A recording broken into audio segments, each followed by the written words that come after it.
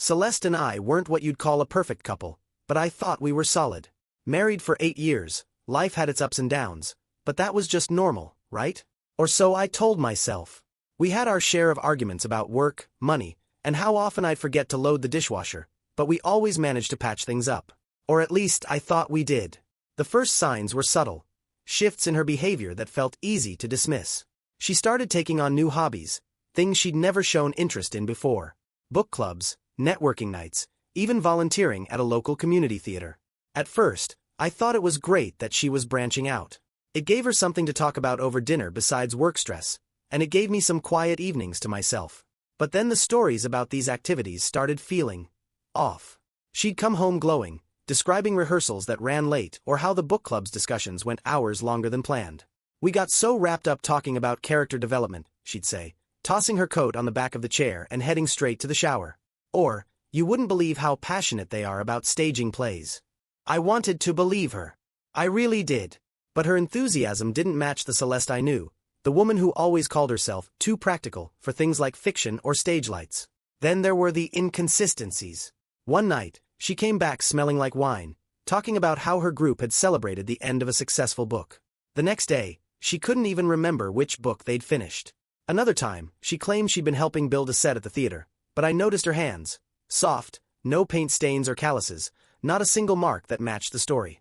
It wasn't just the excuses that bothered me. It was how she seemed to come alive in a way she hadn't around me for years. The way her eyes sparkled when she talked about the people she'd met. They're just so creative, Adrian. It's inspiring, she'd say, almost dreamily. When I asked if I could tag along sometime, she quickly waved it off. Oh, it's nothing you'd enjoy. They're kind of a niche crowd.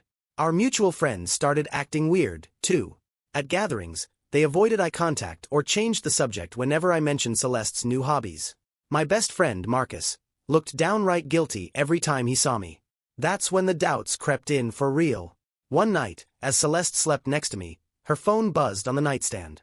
Normally, I wouldn't think twice, but this time, curiosity got the better of me. I glanced at the screen. The message preview read, "Can't wait to see you again. Last night was unforgettable. Darius." My stomach dropped. I stared at the glowing screen, unsure if I was angry, hurt, or just plain stupid for not noticing sooner. That one name, Darius, set everything into motion.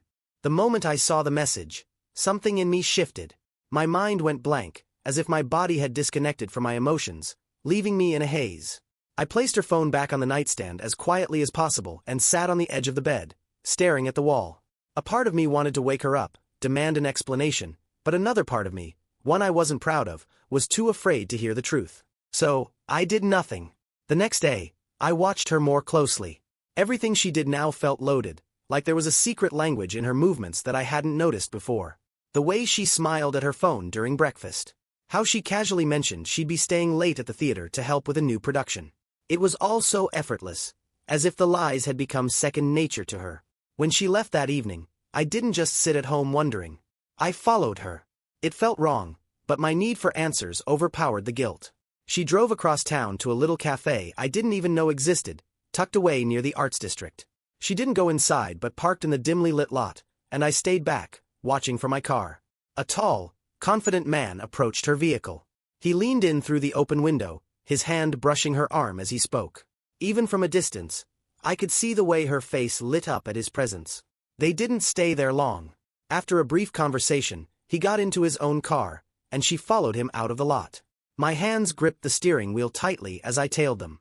They ended up at a boutique hotel, one of those charming places meant for weekend getaways or romantic escapes. My chest tightened as I watched them walk into the lobby together, her laughter audible even through my closed windows. She didn't look like someone who was caught up in a mistake. She looked happy. I stayed in the car for what felt like hours, unable to move or think. The raw betrayal twisted inside me, the weight of it suffocating. All the signs I'd ignored over the past months came rushing back like a tidal wave. The new hobbies, the constant excuses, the way she had gradually put distance between us. It was all so painfully obvious now. When she finally returned home later that night, I pretended to be asleep. I listened as she moved around the house, her footsteps light and unhurried. There wasn't even a hint of guilt in the way she slipped into bed beside me. I lay there in silence, the reality of her betrayal settling over me like a heavy blanket. Over the next few days, I tried to act normal, though every interaction felt like a cruel joke. She'd tell me about her volunteer work with the same enthusiasm as always, and I'd nod along, trying not to let my anger and hurt show. I started keeping track of her movements, piecing together a pattern of her lies. It was easier than I thought. Her routines were predictable once I knew what to look for. I began searching for more concrete proof, something undeniable that would expose her deception. Installing a hidden camera in the car wasn't as hard as I'd imagined. I felt disgusting, like I was stooping to her level, but I needed evidence. I couldn't confront her with just suspicion and guesswork. Over the next week, the camera captured everything I feared it would. Conversations between her and Darius in the car, his smooth voice full of compliments and promises. Her laughter, her eagerness to see him again. The way she spoke about me as if I were some oblivious fool who wouldn't notice. Listening to her dismiss me so casually was worse than watching her meet him. It felt like I was losing not just my wife but the entire version of our life I believed in. I kept the recordings hidden, unsure of my next move. Part of me wanted to confront her immediately, to throw the evidence in her face and demand answers. But another part of me, one I hated to acknowledge, wasn't ready for the fallout. What would happen to our home, our lives, if I pulled this thread? Would I lose everything? The betrayal was like a living thing inside me, feeding on my anger and despair. It was no longer a question of if I would confront her, but when. And when I did, I knew there would be no going back. Days turned into weeks, and I became consumed by the betrayal. Each passing moment only fueled my need for answers and for control over the situation spiraling out of my grasp. I couldn't let her see that I knew. Not yet. My every interaction with Celeste became an exercise in restraint, pretending I didn't notice the extra effort she was putting into her appearance, the excuses that came too easily, or the way she avoided spending time alone with me. I buried myself in the evidence. I reviewed the recordings over and over, analyzing every word, every stolen glance, every touch she shared with Darius. The more I saw, the clearer the pattern became. They weren't just sneaking around. They were building something. The thought of my wife, the woman I had loved and trusted, planning a life with another man while I played the fool was almost unbearable. But I wasn't going to stay the fool much longer. It wasn't enough to know the truth. I needed to expose it. Not just for me, but for anyone who had ever doubted my instincts or looked at me with pity.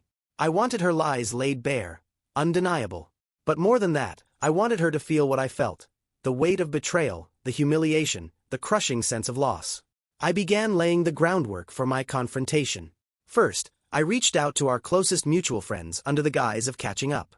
I kept the conversations casual, steering them toward Celeste without raising suspicion. "Has she mentioned her new hobbies to you?" I'd ask, gauging their reactions. The hesitation in their voices confirmed what I suspected. They knew something but didn't want to be the ones to say it. Marcus, my best friend, was the most telling. He avoided the topic entirely, quickly changing the subject whenever I brought her up. Their silence was its own kind of betrayal, but I didn't let it distract me. I used the information I gathered from them to build a timeline of her lies. The book club meetings, the theater rehearsals, the endless networking events. None of it was real. She had crafted an entire alternate life, and I was going to expose it. The next step was more difficult. I needed to catch them in the act, something that couldn't be explained away or denied. The recordings from the car were damning, but I knew she would try to twist the narrative, play the victim, or make me seem controlling. I couldn't give her that chance. I started tracking her movements more closely, following her when she said she was heading out for one of her hobbies. It was exhausting, both physically and emotionally. Each time I watched her meet Darius, my anger grew, but so did my resolve. I wasn't just going to confront her. I was going to do it in a way she'd never forget. The opportunity came on a Saturday night. She had told me she was going to a theater gala, a phrase so absurdly fake it made my blood boil. I waited until she left, then followed her car from a distance. As expected, she met Darius at the same boutique hotel they had been frequenting. This time, I didn't just sit in the car. I waited for them to check in, then slipped into the hotel lobby. I told the front desk clerk I was looking for my wife, describing Celeste perfectly. The clerk, a young guy who looked bored out of his mind, barely glanced at me before giving me the room number. My heart pounded as I rode the elevator up, a mix of adrenaline, anger, and fear coursing through me. When I reached the room, I didn't knock. I wasn't here for permission or pleasantries. Instead, I stepped back, phone in hand, and snapped a picture of the door and the room number. It wasn't much, but it was another piece of evidence for my arsenal. I didn't confront them that night. As much as I wanted to kick down the door and end it all in a blaze of fury, I knew it wasn't the right time. My plan wasn't finished yet. When I got home, Celeste was already asleep, her breathing slow and steady. I stood over her for a long time, watching the woman I had loved and trusted, the woman who had built a life with me, now lying to me with every breath. I felt no love for her in that moment, only a cold, steely determination. This wasn't just about her anymore. It was about reclaiming my life, my dignity, and my sense of justice. The moment of confrontation was coming, and when it did, she wouldn't have anywhere to hide. By the time the week ended, my plan was fully formed. I had everything I needed, the recordings, the pictures, the timeline of her lies. What I lacked was a stage, a moment that would force her to confront the truth without any chance to manipulate the narrative. I didn't want this to be a quiet, behind-closed-doors revelation. No, I wanted her betrayal exposed for what it was, witnessed by the people she had fooled alongside me. I decided the confrontation would happen at a dinner we had already planned with a few close friends. Celeste loved hosting, and she had been talking about the evening for weeks. Another piece of her perfect wife charade. The timing couldn't have been more fitting. The day of the dinner, I went through the motions of helping her prepare. I set the table, picked up wine from her favorite shop, even helped her select the playlist she always liked to put on for guests. On the surface, I was the picture of a supportive husband, but inside, I was bracing for the storm I was about to unleash. The guests arrived promptly at 7, a mix of old friends and a few of her newer acquaintances from her supposed hobbies. I greeted them with smiles and handshakes, pouring drinks and making small talk while Celeste floated between conversations, laughing and glowing as always. To anyone watching, we looked like the perfect couple. As the night wore on, I let her enjoy the moment. I wanted her to feel comfortable, to let her guard down completely. By the time dessert was served, the room was filled with laughter and the warm buzz of wine. That's when I made my move. Standing at the head of the table, I raised my glass for a toast. My heart was pounding, but I kept my voice steady. I spoke about trust and loyalty, about the bonds we build with the people closest to us. As I talked, I saw Celeste's smile falter. She wasn't stupid. She could sense the shift in my tone. Then, without warning, I turned to her. I laid everything out, starting with the recordings. I described how I'd installed the camera, how I'd listened to her conversations with Darius. The room fell silent. No one moved, their shock palpable as I revealed what I'd uncovered. I showed them the pictures, the timeline, every damning piece of evidence I had collected. There was no yelling, no dramatics, just cold, hard facts delivered with precision. I wanted her to feel the weight of her actions, to understand that this wasn't just about us anymore. Her reaction was a mix of anger and desperation. She tried to deny it at first, accusing me of invading her privacy, twisting the narrative to paint herself as the victim. But the evidence was undeniable, and the murmurs of disapproval from our friends only made her flounder more. Finally, she broke. She admitted to the affair, though not without trying to shift the blame. She talked about feeling unappreciated, about needing excitement and passion. Her excuses only fueled my anger. I had been nothing but loyal, nothing but supportive, and this was how she repaid me. The room was a mix of outrage and awkward silence. Some of our friends tried to console me, while others looked at Celeste with thinly veiled disgust. Marcus, who had been avoiding me for weeks, looked like he wanted to sink into the floor. As the night wound down, I made it clear that this was the end. I told her I would be filing for divorce, that I would no longer play the role of the blind, forgiving husband. Her betrayal had cost her more than just our marriage.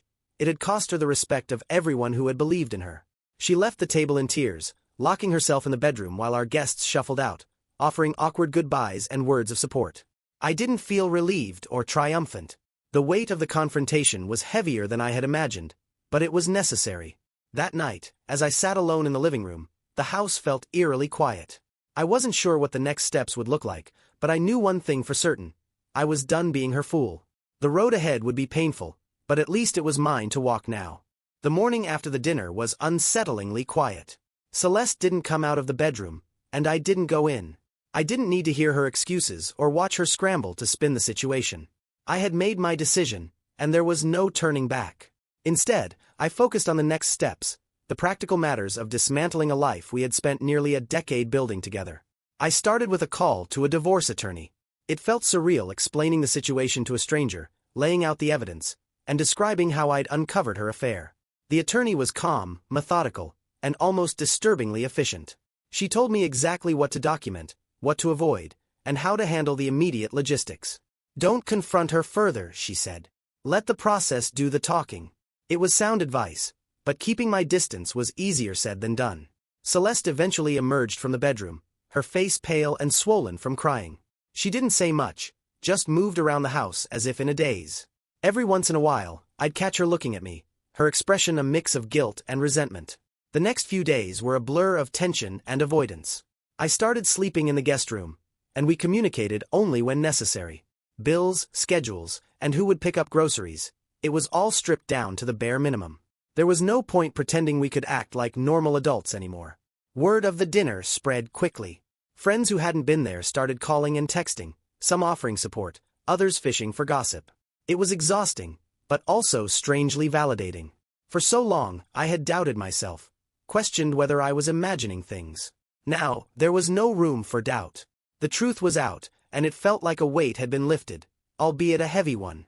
Marcus was the only one who didn't reach out. That stung more than I cared to admit.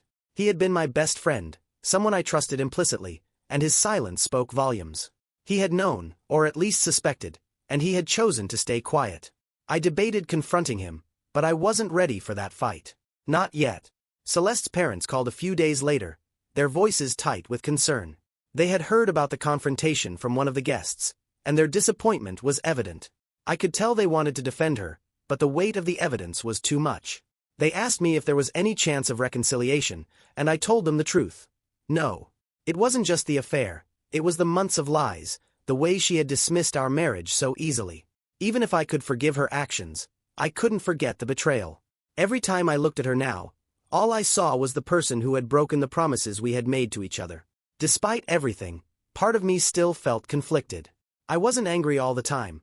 Some moments were filled with sadness, others with numbness. I kept replaying the good times in my head, wondering how we had gone from laughter and love to this cold, silent standoff. It was like mourning a death, except the person I was grieving was still living in the same house. Darius stayed out of sight, which was probably the smartest decision he could have made. I had no doubt Celeste was still in contact with him, but I didn't care anymore. Let him have her, I thought. Let them build their new life on the ruins of ours. What I did care about was preparing myself for the next phase. The attorney had advised me to gather every piece of financial information I could find: bank statements, credit card records, even old tax returns. I spent hours sorting through papers, scanning documents, and creating a file that painted a clear picture of our shared life. It was tedious, but it gave me something to focus on, something tangible to work toward. By the end of the week, I felt a strange sense of calm. The initial storm of anger and heartbreak had passed, leaving behind a quieter, colder determination. I wasn't sure what the future would look like, but I knew one thing. I was going to rebuild. Celeste, for her part, seemed to be coming to terms with the reality of the situation. She stopped trying to talk to me, stopped hovering around the house like a ghost. Whether it was guilt, shame, or simple exhaustion, I couldn't tell, and I didn't care to ask. Her choices had brought us here, and now we both had to live with the consequences. The house, once filled with laughter and warmth, now felt like a waiting room, a temporary space neither of us truly inhabited. We were just passing through, waiting for the inevitable. The paperwork, the separation, the finality of it all, it was coming, and there was no stopping it. For the first time in weeks, I felt something close to clarity. This wasn't just the end of my marriage, it was the start of something new. Something I would build on my own terms, with no lies, no betrayals, and no one to fool me again. After a week of uneasy quiet, the time came for Celeste and me to have a real conversation. Not about reconciliation. I had no interest in rebuilding something so thoroughly destroyed, but about logistics. How we would separate our lives, divide our belongings, and begin the slow process of untangling everything we had built together. It was a cold, clinical discussion, held at the dining table where we had once shared so many happy meals. She sat across from me, her hands fidgeting with the edge of a napkin, her eyes avoiding mine. I kept my voice even, focusing on practicalities. The mortgage, the bank accounts, the car. Every so often, she'd nod or mumble a response, her usual confidence completely gone. When I brought up filing for divorce, her reaction surprised me. She didn't argue or beg, she simply nodded, her face pale.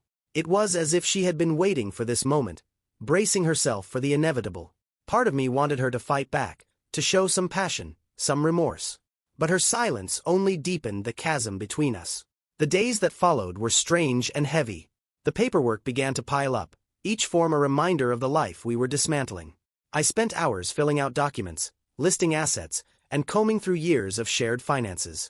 It was draining, but it also gave me a sense of control, something tangible to hold on to in the chaos. Meanwhile, the house became a minefield of memories. Everywhere I looked, there were reminders of the life we had shared. The photo albums on the shelf, the blanket we had bought on our honeymoon, the anniversary gifts exchanged over the years.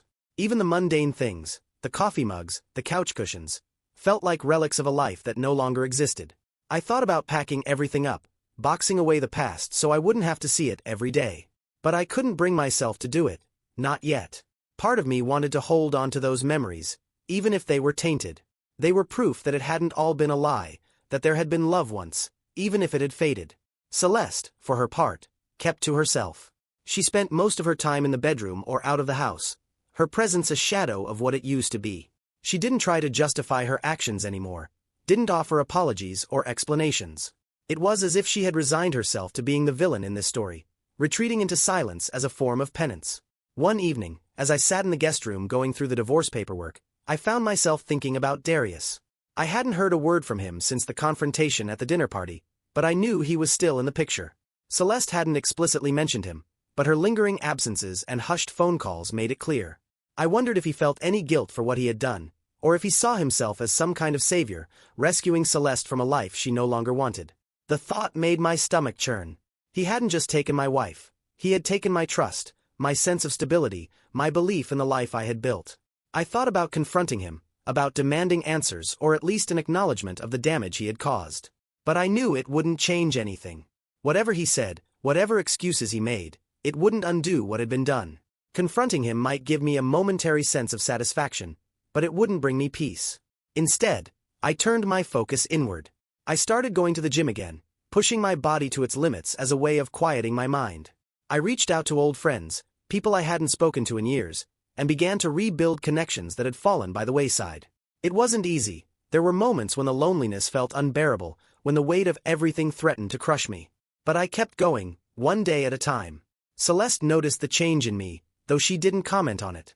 She watched from a distance as I began to piece myself back together, her expression unreadable. There was no hostility between us, but there was no warmth either. We were like strangers sharing a house, each navigating the wreckage of our marriage in our own way. The divorce process was slow and grueling, each step a reminder of what we had lost. But with every form I signed, every decision we made, I felt a little lighter. The weight of her betrayal, while still heavy, began to feel less suffocating. I didn't know what the future held, but for the first time in months, I felt a glimmer of hope. The life I had built with Celeste was over, but that didn't mean my life was over.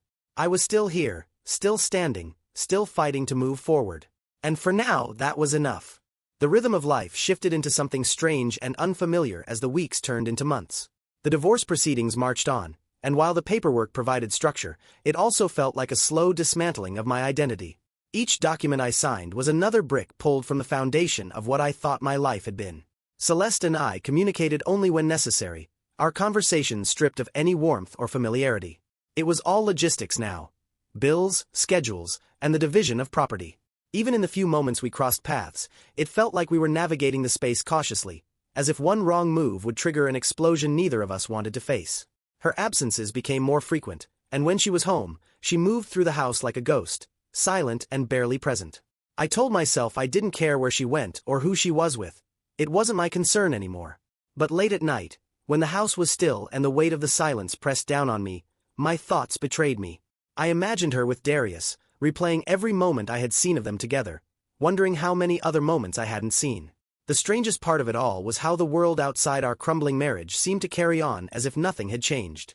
Friends and acquaintances still reached out, though the calls and texts came less frequently now. It was as if they weren't sure how to approach me, as if my situation was contagious and they didn't want to catch it. I threw myself into distractions, anything to keep my mind from dwelling on the past. Work became a refuge, a place where I could focus on something concrete, something I could control. I volunteered for extra projects, stayed late at the office, and filled my days with meetings and deadlines. It didn't heal the wounds, but it kept them from festering. The nights were harder. The house, once filled with laughter and shared routines, now felt unbearably empty. I tried to fill the silence with music, TV, anything that would drown out the echoes of what used to be. But there were moments when nothing worked, when the memories seeped through no matter how loud I turned up the volume. I began sorting through the remnants of our shared life, deciding what to keep and what to discard. It was a painful process, each item a reminder of the life we had built together. The photo albums were the hardest. I flipped through pages of smiling faces, of trips and milestones, trying to reconcile the happiness captured in those images with the reality of where we had ended up. Eventually, I packed the photos away, unable to look at them any longer. They felt like lies, relics of a life that had never truly existed. As the divorce moved closer to finalization, I started thinking about the future, not in a hopeful way, but in a practical one. Where would I go? What would I do? The house we had shared was too big, too full of memories, to stay in. I began researching apartments, smaller spaces where I could start over without the constant reminders of what I had lost. Celeste seemed to sense the shift in me. She didn't say anything, but I noticed the way she looked at me when she thought I wasn't paying attention. There was something in her expression, regret, maybe, or guilt. But it didn't matter anymore.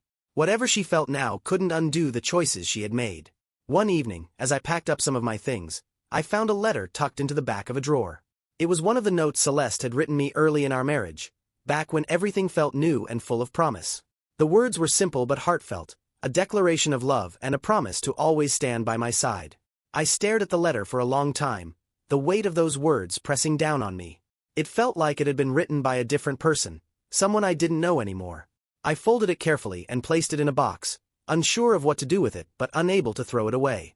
The next morning, I woke up with a strange sense of clarity. The past was a heavy thing, full of moments I could never get back and questions that would never be answered. But it wasn't my burden to carry alone anymore. Celeste had made her choices, and now it was my turn to make mine. The future was still uncertain, still daunting in its vastness. But for the first time, I felt ready to face it. One step at a time. The finalization of the divorce crept closer, marked by the hum of papers being shuffled and signed, emails from attorneys, and the monotony of procedural updates. Each day felt like it chipped away at a weight I hadn't realized I was carrying. The anger and pain still lingered, but they didn't burn as hot now. They had become a low ache, something I could live with. Celeste continued to drift through the house like a visitor overstaying her welcome. She no longer made excuses for her absences, nor did I ask.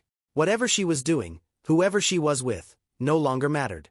I wasn't her husband anymore, not in any way that counted. Packing up my things was like unraveling a thread tied to a life that felt distant and unreal. I sorted through clothes, books, and trinkets, deciding what to keep and what to leave behind. I stumbled across wedding photos and couldn't bring myself to do more than glance at them. The smiles, the vows, the promises, they felt like artifacts of another lifetime. I found myself drawn to simpler things, objects that carried no emotional weight, a sturdy mug I used every morning, a desk lamp that had lit countless late nights. These were the things I would take with me into my new life, small but steady pieces of familiarity. The day came when I officially signed the last of the divorce papers. I didn't tell anyone. There wasn't anyone left to tell. Even Marcus, once my closest friend, had become a shadow in the background, his silence a constant reminder of his complicity in all this. I drove to the attorney's office alone, signed my name where instructed, and left with a folder of legal documents that now defined the end of my marriage. That night, Celeste and I had one last conversation. It wasn't planned, but it felt inevitable. She found me in the living room, surrounded by half-packed boxes, and stood there for a moment, unsure whether to speak. When she finally did, her voice was low, almost hesitant.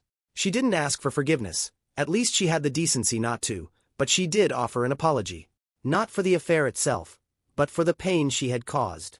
She said she hadn't intended for things to spiral the way they had, that she had been unhappy for a long time and hadn't known how to fix it.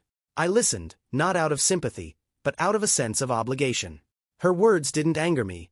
They didn't stir any emotions at all. They were just words, spoken too late to matter.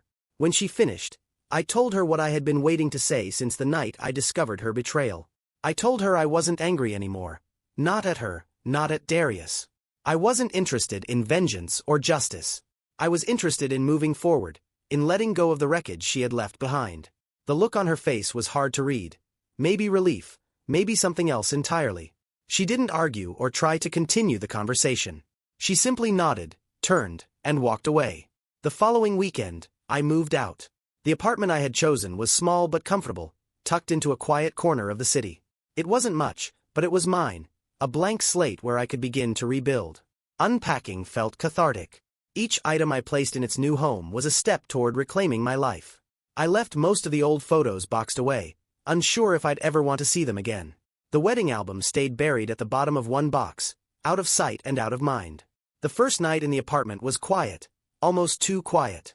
I sat on the couch with a beer in hand, staring at the bare walls and feeling the enormity of the change I had made. But for the first time in months, the silence didn't feel oppressive. It felt like a space waiting to be filled, a canvas waiting for new memories. I thought about reaching out to Marcus, to confront him about his silence and the role he had played in all this. But then I stopped myself. Some relationships aren't meant to be salvaged, and I wasn't sure I had the energy to fight for one that had let me down so completely. Instead, I focused on the future. I started looking into new hobbies, things I had always wanted to try but had never made time for. I went to the gym more regularly, started running in the mornings, and even signed up for a cooking class. Each new experience felt like a small victory, a way of reclaiming parts of myself that had been lost along the way. The pain of the betrayal didn't disappear overnight. It lingered, a dull ache that flared up when I least expected it. But it no longer defined me. It was a scar, a reminder of what I had endured, but it wasn't the sum of who I was. I was still standing. And for the first time in a long time, I felt like I was moving forward. Settling into my new life was slower than I expected. The first few weeks in the apartment felt surreal, like I was inhabiting someone else's existence. The quiet wasn't oppressive anymore, but it was unfamiliar, a void I wasn't quite sure how to fill. Each day became a small step toward normalcy. I fell into a routine: work, gym, cooking, reading. I tried not to think about what Celeste was doing or whether she and Darius had seamlessly continued their affair now that I was out of the picture. It didn't matter anymore.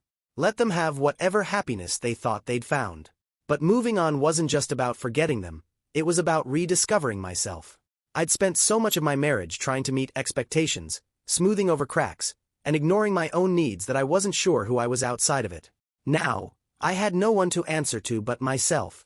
The cooking class turned out to be a blessing. At first, I joined it just to fill the evenings, but it quickly became something I genuinely enjoyed. The act of creating something with my hands, following a recipe, and then tasting the result was oddly therapeutic. The instructor, an older man named Patrick, had a way of making the class feel like a gathering of old friends, even though we were all strangers at first. Through the class, I met people who had their own stories, their own struggles. There was an older woman who had recently retired and was trying to find her next chapter, a young couple learning to cook together for their first home, and even a single dad who was trying to impress his kids with something other than takeout. Sharing those moments with them reminded me that life keeps moving, even after it falls apart. Work became another anchor. I had always been good at my job, but now I threw myself into it with renewed focus. My colleagues noticed the change, commenting on how driven I seemed, how much more engaged I was. It felt good to have something I could control, something where my efforts paid off in clear, tangible ways. Every now and then, I'd run into someone from my old social circle, people who had been at the dinner, or friends of friends who had heard the story. Their reactions varied. Some offered awkward condolences, others tried to avoid the subject entirely. A few even hinted that they still kept in touch with Celeste, though they were careful not to say too much. The hardest part was running into Marcus. It happened at a coffee shop one morning, completely by chance. He froze when he saw me, the guilt plain on his face. I didn't say much, just a curt nod and a polite smile before walking past him to the counter. I wasn't ready for that conversation, and I wasn't sure I ever would be. The days turned into weeks, and slowly, I began to feel like myself again, or maybe like a new version of myself. I started jogging in the mornings, enjoying the crisp air and the rhythm of my feet on the pavement. I explored the neighborhood around my apartment, finding small cafes and parks that felt like hidden treasures. One evening, as I sat on my small balcony with a glass of wine, I realized I wasn't thinking about Celeste. For the first time in what felt like forever, she wasn't the first thought that came to mind. I wasn't replaying the betrayal, the lies, or the confrontation. I was just present. The divorce was finalized not long after. The attorney called to confirm everything had been processed, and I felt a strange mix of emotions. Relief, sadness, and a sense of closure all at once. It was over. To mark the occasion, I did something I hadn't done in years. I booked a trip. Just a weekend getaway, nothing extravagant, but it was something I had always wanted to do. I chose a quiet cabin in the mountains, a place where I could unplug and breathe. The trip was everything I needed. I spent the days hiking through trails, taking in the crisp, clean air, and sitting by the fireplace with a book in the evenings. It felt like shedding a skin, leaving behind the person I had been and stepping into someone new. When I returned to the city, I felt lighter, freer. I wasn't healed completely. Scars like these don't disappear overnight, but I was healing. And that was enough. For the first time in months, I allowed myself to look forward, to imagine what life could be, not as an extension of the past, but as something entirely my own. The road ahead wasn't clear, but it was mine. And that was a start. The weeks after my trip felt like the start of something new, even if it wasn't grand or dramatic. It was subtle, little moments that made me realize I was no longer clinging to the past. I'd wake up without the knot of dread in my stomach, make my coffee without thinking about who wasn't there to share it, and go to bed without replaying the pain on an endless loop. It wasn't that I had forgotten what happened. I never would. But the pain had become quieter, more like a scar than an open wound. Life had a way of filling in the gaps, replacing what was lost with something different. Not better, not worse, just different. I kept pushing myself to try new things. The cooking class wrapped up, and I surprised myself by actually missing it. I signed up for another one, this time focused on baking. It felt good to have something to look forward to each week, a small ritual that wasn't tied to anyone else. One afternoon, as I walked back from the grocery store, I ran into my neighbor, a friendly woman named Rachel who lived a few doors down. We'd exchanged polite hellos before, but this time, she stopped to chat. It was a simple conversation. How long I'd been in the neighborhood, her favorite coffee shop down the street, the best place to get takeout pizza. But it felt normal. For the first time in a long time, I wasn't weighed down by the urge to explain myself or the need to hide my pain. Over time, I started noticing little things about the world around me. The way the sunlight streamed through the trees in the park, the sound of birds outside my window in the morning. They weren't life-changing moments, but they were mine, untainted by the past. I also started reconnecting with old friends.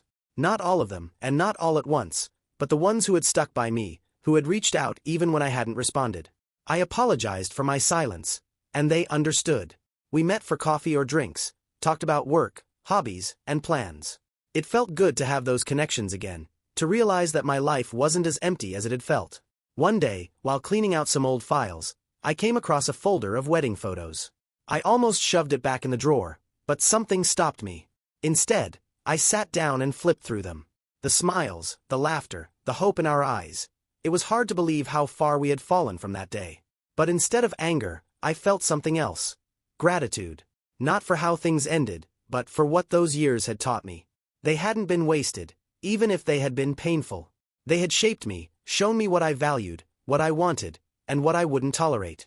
I put the photos back in the folder, not to bury them but to keep them as part of the story. They didn't define me, but they were still a chapter in my life. By the time the first anniversary of the divorce rolled around, I barely noticed it. It wasn't a milestone I needed to mark. It was just another day. I was too busy with work, with new hobbies, with the small but meaningful steps I was taking toward building something new. Life wasn't perfect, but it was mine. And for the first time in a long time, that was enough.